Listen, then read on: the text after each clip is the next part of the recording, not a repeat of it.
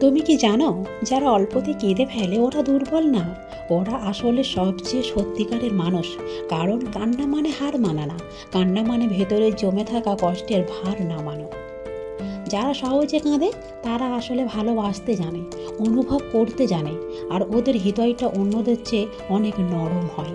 অনেক সময় মানুষ ভাবে এই মেয়েটা তো অল্পতেই কেঁদে ফেলে, কত দুর্বল। কিন্তু না, ওরা দুর্বল নয়, বরং ওদের সাহস আছে নিজের অনুভূতি লুকিয়ে না রেখে প্রকাশ করার।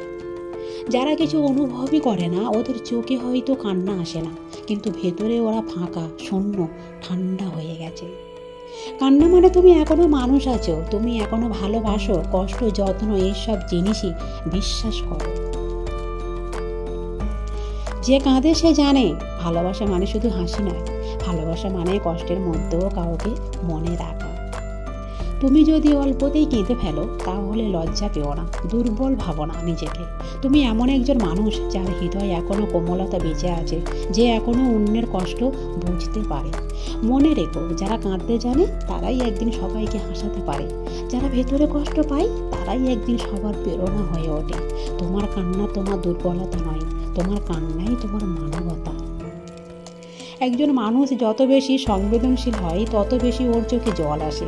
ওদের কান্না দুর্বলতার নয়, ওদের কান্না বলে দেয় ওরা এখনো মানুষ। যে মানুষ আজকাল সব কিছুর প্রতি ঠান্ডা, যার মনে কোনো অনুভূতি নেই, যে হাসে কিন্তু ভেতরে এক ফোঁটা ভালোবাসাও নেই, তারা হয়তো শক্ত কিন্তু মানুষ নয়। তুমি যদি এমন একজন হও ও যে অল্পতেই কেঁদে ফেলিয়ে, তাহলে তোমাকে একটা কথা মনে রাখতে হবে, তুমি আলাদা। তুমি এমন একজন মানুষ যার ভেতরে এখনো ভালোবাসা, অনুভূতি, যত্ন আর মায়া বেঁচে আছে। এই জিনিসগুলো আজকাল মানুষ হারিয়ে ফেলেছে, তুমি হারাওনি, এটাই তোমার শক্তি। মনে রেখো, যে মানুষ কাঁদতে জানে সে একদিন সবার চোখে হাসি ফিরিয়ে দিতে জানবে। তুমি হয়তো আজ একা কাঁদছো, কিন্তু কালকে তুমি কারোর জন্য প্রেরণা হবে। তোমার কান্না তোমার দুর্বলতা নয়, তোমার কান্নাই তোমার সত্যিকারের শক্তি। কারণ শুধু সাহসী মানুষই কাঁদার পরও হাসতে পারে। তাই কেউ যদি বলে তুমি দুর্বল, তবে মনে রেখো, দুর্বল মানুষ কাঁদে না, তারা লুকিয়ে ফেলে।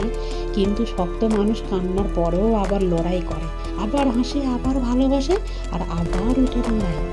যদি তুমিও এমন হও, কমেন্টে লেখো আমি কাঁদি, কারণ আমার হৃদয় এখনো বেঁচে আছে। আর ভিডিওটি ভালো লাগলে অবশ্যই লাইক, কমেন্ট, শেয়ার করতে ভুলবেন না।